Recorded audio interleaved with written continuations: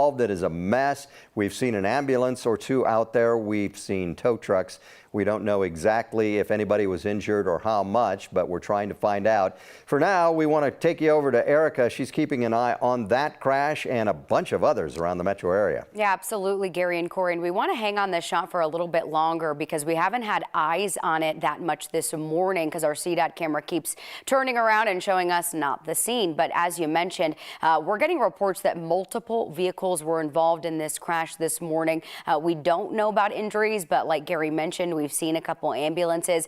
It looks like I'm counting at least 3 tow trucks still on scene this morning. And again, it's a full shutdown of both sides of 6th Avenue eastbound and westbound. As far as traffic impacts go, though, we're seeing more delays on the eastbound side. We're going to bring you to our graphics now this morning. You can see those are eastbound delays headed toward that area. And that makes sense because a lot of people are coming into the metro area traveling eastbound on 6th Avenue. This is at Federal where things are closed as well. It's between Federal and Kalamath that we have this closure this morning. It does look like through this area, westbound lanes looking okay, but it's eastbound lanes that are really not looking so great. We've got another crash involving multiple vehicles at eastbound Colfax and Federal. We're also dealing with a spin out that has the ramp from northbound I-25 to 70th Avenue shut down right now. This rollover crash hasn't cleared yet either. On westbound 76 in Sheridan, we're slow all the way past Berkeley, almost to I-76 and I-25. Central Park Boulevard shut down because of another multi-vehicle crash between 36th and 40th Avenues that Denver police are still investigating. So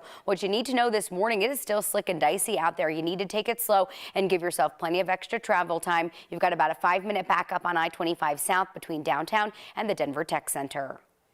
All right, we have some more information now on this crash at 6th Avenue in Kalamath. That's the eastbound lanes you're looking at right now. Apparently more than 100 vehicles or 100 motorists were involved in this crash.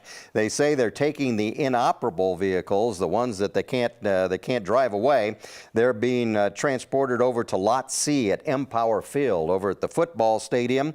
They say that several motorists are taken to the hospital. We don't know exactly how many. Officers say it's going to take some time, obviously, to clear that mess out there, but more than 100 vehicles involved in that crash. Yikes. It's a mess, and they're really working hard to clear a path for the other vehicles that are involved in this that can drive away. As you can see, there are several tow trucks there. They're working as fast as possible to clear a lane to get some of the vehicles out and kind of open this up, but they do ask for everyone's patience because, as you can see, it's going to take some time. Yeah, 100 vehicles, that could take a good chunk of the day to get that back open. So obviously avoid 6th Avenue at all costs if you're trying to get into the city. All right, right now a live look at the snow-covered slopes this morning in Colorado. So the morning commute down here is a mess, but up in the Colorado high country, motorists have been doing pretty good so far, and they got a lot of snow to deal with up there, which of course is great news for the ski areas. Absolutely. Here are a couple pictures that you shared with us overnight. On the left there, that is a beautiful shot from Jean's backyard in Inglewood. That is just gorgeous. And then here on the right, Bruce's backyard. He lives about a mile west of Idaho Springs. And a look at our own backyard, the 9 News backyard. We got a couple of inches of snow out there. Not a whole lot, but just enough to kind of cover some of the trees and plants. Ed's got the weather forecast. It looks like things are going to be moving out, though. Yeah, finally, because all these accidents we've had, this was not a surprise storm. We've been talking about this for 3 or 4 days. So, yeah, we've got that little bit of brightness here. So we're starting to see the clouds move out, 23 degrees right now. And that's what's going to happen. These clouds will move out as the day goes on, and we'll see more in the way of sunshine this afternoon. But it is going to stay on the chilly side. Then the next system comes our way. This is mainly going to impact the northern and central mountains. We'll see some nice snow up there once again. Some more snow for the high country. Clearing skies in Denver today, chilly, 43 degrees. Then for tomorrow, we're 61 degrees, so a nice warm up, but more in the way of clouds.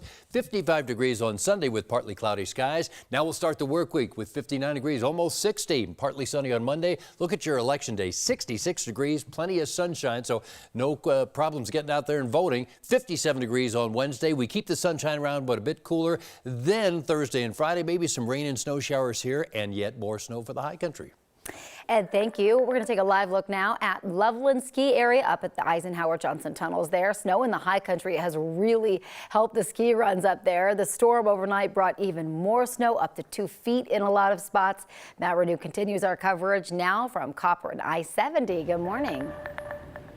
Good morning, Corey. Yeah, this has been a great snowstorm. Starting to clear now, some blue skies after about 2 days of consistent snow in the high country that has really been pretty significant as far as winter storms go. We are looking at Copper Mountain right now, and it could just be the middle of winter. It looks so covered right now. Breckenridge and Vail will open up next week. Copper Mountain just a few days after that, but it is open already to race training. As far as the public goes, the ski areas that are open that are benefiting well from this storm, a Basin, Keystone Winter Park, and Loveland doing very nicely out of this storm. In fact, over at Loveland, they're reporting more than 2 feet of snow in the past 2 days from this storm. Significant amount of snow for sure. Mountain roads not doing too bad, actually. I-70 clear for the most part. CDOT plow trucks been out very busy, but you see side roads like this one then near Copper Mountain, certainly snowpacked, certainly icy. You'll want to take it slow and go if you're heading in or out of the mountains today. So Corey, just a great snowstorm. Wolf Creek opens up today, 20 inches of snow in 24 hours. So what a great storm. That shot makes you want to go up and get some turns in. It looks like they could open any minute, that's for sure. So fun. Yep, it looks good. Yeah, that's pretty up there. Yeah, and maybe they will try to bump it up a little bit early. That run right there is where the U.S. ski team trains, so they ought to be doing really well. Yeah, All right, sure. I like that, and I like how you used your hand and just kind of, hey, it's that run right there. And he has gloves on. Yeah. This is big. All right, thank you much. Hey, don't forget, you can get all the weather and traffic information you need as you're heading out this morning. Just go to the 9 News app. It is free to download on the Apple or Google Play stores.